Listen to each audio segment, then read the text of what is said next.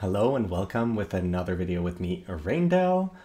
Today is the second episode of our MR Spotlights showcase, where we'll be taking MR units in the top 1000 arena and just seeing how they fare compared to the meta units. And let me take a minute to just thank everyone. There has been a lot of good comments from the Nation Spotlight, and I'm glad you guys enjoyed it. If there are other units you'd like me to showcase first, let me know. I'm currently building quite a few and not sure where to spend those Azure Fragment of Thought, so let me know which ones you'd like to see more. So, why Shadowlynx? Well, she's a handout unit, right? Everybody gets her for free, so I felt like it was good to just showcase what she can do for those people that might not have used her much yet. So, without further ado, let's dive into her kit. Shadowlynx has very high offense power for a MR unit. So that's really what she has for her, is high evasion and a lot of attack. So she can hit pretty hard and stay alive through evasion. Her HP and tankiness is really low, and she's also weak to missile and light, which are basically the two sources of 100% hit attack that are the most prominent in the game. So you don't want to fight those guys, and you don't want to fight anything that's going to hit you, because you will go down. But if you get to attack, she hits pretty hard. Something that I think is very important here is noting that Shadowlynx has a lot of attack, but she doesn't have a lot of modifiers for her damage types, so no slash attack up, no dark attack up, and she doesn't have any defense penetration. So even though her attack is high, her damage will not be that high, not as much as units like Dwayne or Kane that just deal insane amounts of damage. Her TMR is not great. It has a low amount of attack, and then a chance to paralyze on attack is fun, but if she's just there doing basic attacks, she's not really providing much for your team anyways, so I would recommend getting another weapon for her rather than use this. And then she has some pretty cool support abilities. Shadow Runner makes her faster and more evadey. Blade Soul also makes her offense stronger and makes her more evadey. Otherwise, you could go for Shikuchi if you need her to be very fast. And I would say HP up is not that great because it won't make a big difference. 15% of 1400 is not a lot. You won't get much benefits from it, and it won't be the difference between tanking an extra hit or not. In terms of counter abilities, I would say generally if she gets hit, she dies. So they are not that impactful for her. I usually run Third Eye because if she does survive, a little bit of extra evasion might be the difference between not getting hit again. But when, if she gets hit, she goes down. It's not that impactful. Now, let's look at her kit. She has a great ninja main job for a support unit. And what I mean by that is she has access to Shadowbind for stop, which could be useful in some content, but mainly Dream Within a Dream is a 3-hit dark slash attack, so it's great for raid or for any content where you want her to hit first, build a chain, and then come in with your other dark slash attacker that's going to hit for a lot of damage on top of your chain. And she has that in her main job, which means even if you're running something else in these sub-jobs, you still get that benefit. Ninja's sub-job has Anton, which is a nice typeless attack bypassing resistances. It can be useful in some scenarios, such as the tower against cheeky enemies that resist any type of damage. But I would say I typically like running the other sub-jobs more. And those other sub-jobs are Dragoon and Samurai. And I've put it over here, but the Samurai job is about providing her with extra evasion. The Samurai attacks that she has access to don't have such a high modifier. Hien has a 137%, which isn't the low end in this game, and Night Veil is also a low offense move. What this sub-job does provide her with, however, is the Illusion ability, which further increases evasion for herself and your allies. So in an evasion team, you really want her, or at least another one of your units, to provide a buff like this. So yeah, it makes your evasion that much more reliable. If you want to run her for damage, though, I love the Dragoon sub-job, and the reason for that is really seen in the modifiers for those attacks. Jump has a 190% modifier, and then Horizontal Jump has a 220%. So with the Dragoon subjob, she can hit really, really hard. Yeah, so now we've taken a look at her kit, we'll actually be running her as an evasion unit and as an attacker unit, running 2 different builds. So let's get into it. Alright, so let's go over the builds that we are using here. The first one is the Evasion Build. So Shadowlynx is built for evasion, using a Sage Hat, using the Blade, Soul, and Shadowrunner support abilities, Third Eye as a counter ability, and then we have, in terms of buffs, we have Illusion enabled and Devotion is disabled. We really want her to use Illusion. And then in her ninja job, we don't care much about the buffs. I've left Utsusemi on because I don't mind her using that in subsequent turns, but aside from that, all we want her to do is use her TMR ability, use Illusion, and make sure that our team has as much evasion as possible. She has very low amount of HP, almost no defenses, so if she gets hit, she goes down. But we still have a lot of attack, like almost 900, so if she gets to attack an enemy that doesn't have defense, she should do very nicely. So that is how Shadowlynx looks. I'll quickly go over the stats of our other characters. Oldoa is there as an attacker that can bypass defense, so that's really her role. She can hit characters like Dwayne or Engelbert pretty hard, especially using her own card and TMR. So she can basically ignore over 60% of the enemy's defense, so that's what she'll do, and she has a decent evasion as well. Miranda is our only non-evasion unit, so she does not provide evasion at all in this team, but she is fairly tanky compared to the rest of our team, so even if she does get hit with 40 defense and 4000 HP, she won't go down that quickly. Her role is mainly as a time mage, casting Quicken and Haste. The rest of the abilities are off. And then she can also provide some offense with Jamming Trust from her mage job. I've left the healing on, but as you can tell, she will not be using that very much.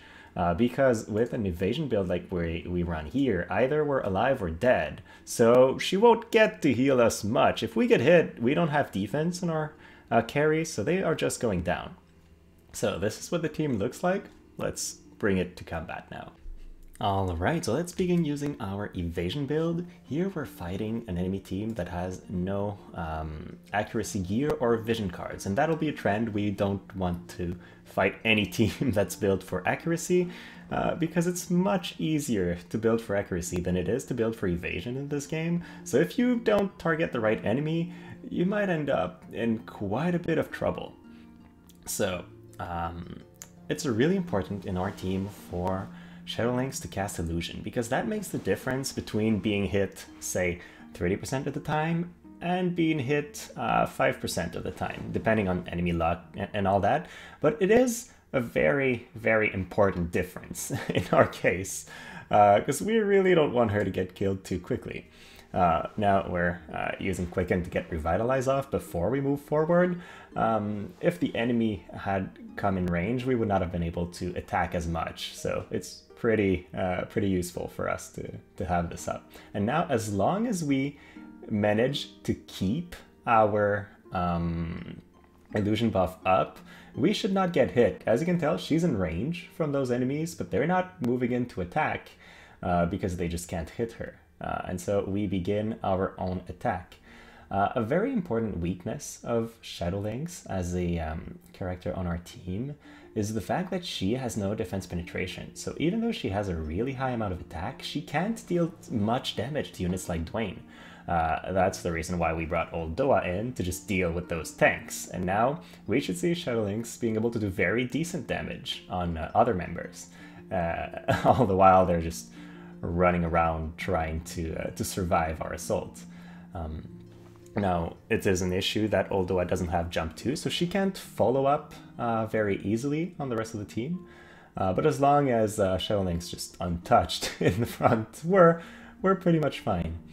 And evasion is still, I would say, a very, very strong strategy if you're fighting the right teams. There is our there are a lot of units now that have 100% 100% hit abilities or just innate accuracy, so you have to be wary of those. This was I would say, an easy matchup for us because they didn't have anything in accuracy, either in their characters or in their gear or VCs. So it was a clean win. We didn't even get hit. So let's find a tougher matchup and show this again. All right, here we go. Dwayne, Sakura, and Kane, a very powerful enemy team that I see quite a bit around. And in this team, what we're scared of is Sakura using Unevadable Pain, which is a 100% hit ability. The other characters don't really have a reliable way of getting to hit us, so they could get lucky, but in most scenarios we should not get hit that easily. But I'm still rather scared of her just coming in and killing us, because we don't have any magic resistance. We're actually all weak to magic, so her attack will take one of our units down if it gets out. That's for sure. There's no way we survive it. So yeah, if we can take her out quickly, that would be for the best. And if that doesn't happen, we might have a tough time. So we begin with a good dodge here, and Sakura's still far in the back, so that's very, very good for us. I'm expecting Dwayne to also miss. Oh, but he does get the hit. That's very unfortunate. His chances to hit there were pretty low, but losing our character that can bypass defense is very bad. So that means it's sort of up to Miranda to get him down, but he can just go ahead and attack Miranda. So I am a little bit scared, and Miranda doesn't have very evady gear, but Dwayne has a very bad luck score, so he still doesn't manage to get us out.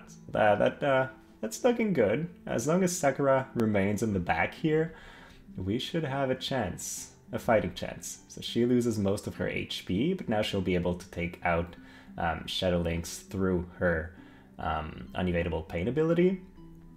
And it'll be up to Miranda to finish the fight.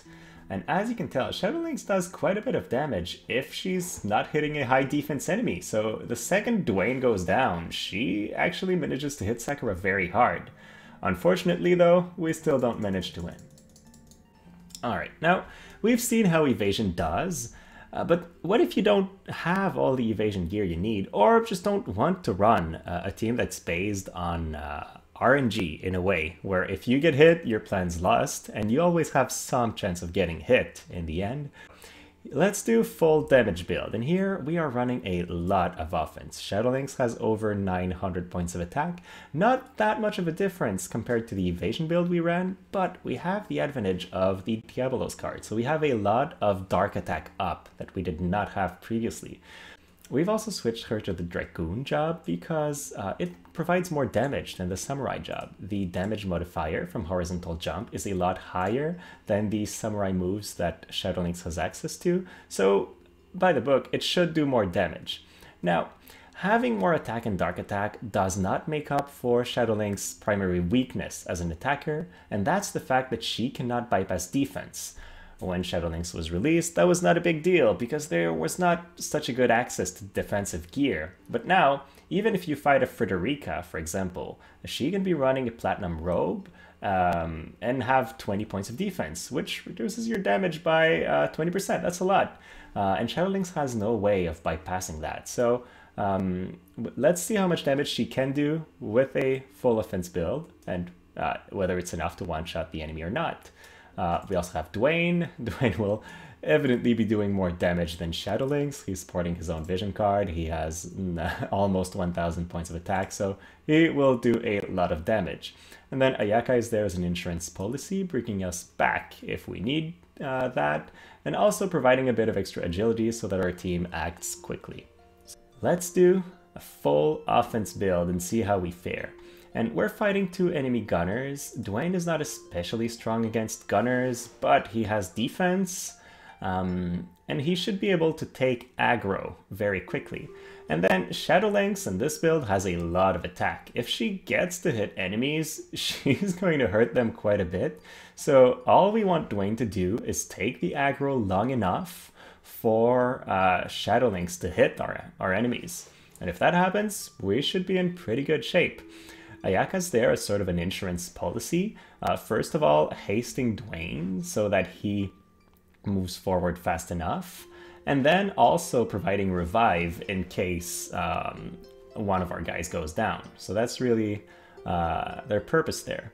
Now, I look at the turn order and I'm rather afraid because Frederica gets to act immediately, and if she hits us with a barrage, Shadowlynx just might go down. Shadowlynx is not especially tough against missile, nor guys against each other. But she chooses to do Butterfly Sting, and I believe that might be because she didn't have enough hit chance on Shadowlynx. Now, let's see the damage we do, and that's really what I'm curious to see. Okay, pretty decent damage. Now seems like the emulator is lagging a little bit.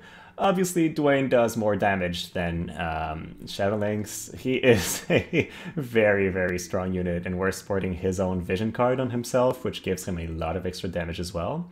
But still, Shadowlynx did a very respectable amount of damage there. And she can keep going. She is much faster than Dwayne. So she provides a lot of utility in our team like this.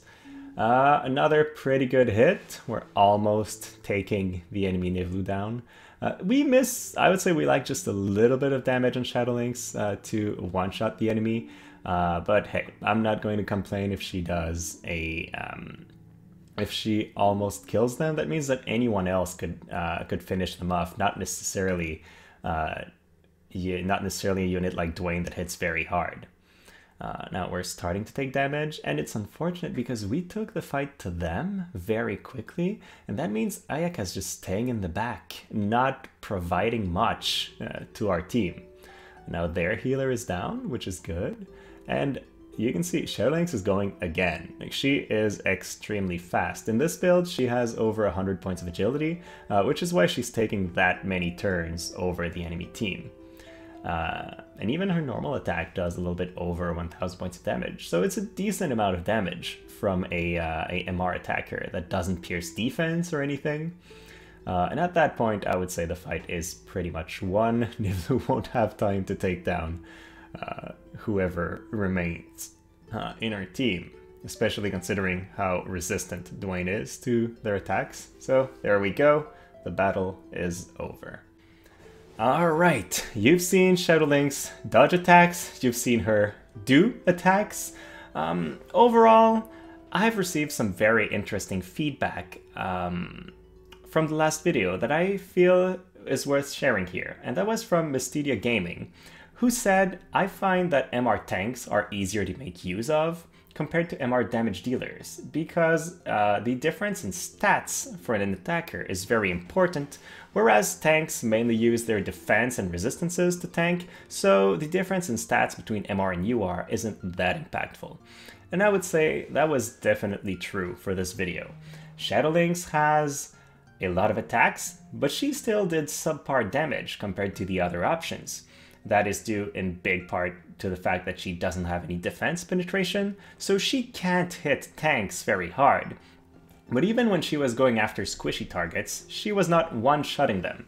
Now, I'm fine with an attacker taking more than one hit to take the enemy out if they can survive retaliation, but that's not her case. So, is she worth it as a pure attacker? Not in my opinion. Is she worth it if you have access to all the necessary tools to make an evade team work? Yeah, definitely. As an evasion unit, she is great.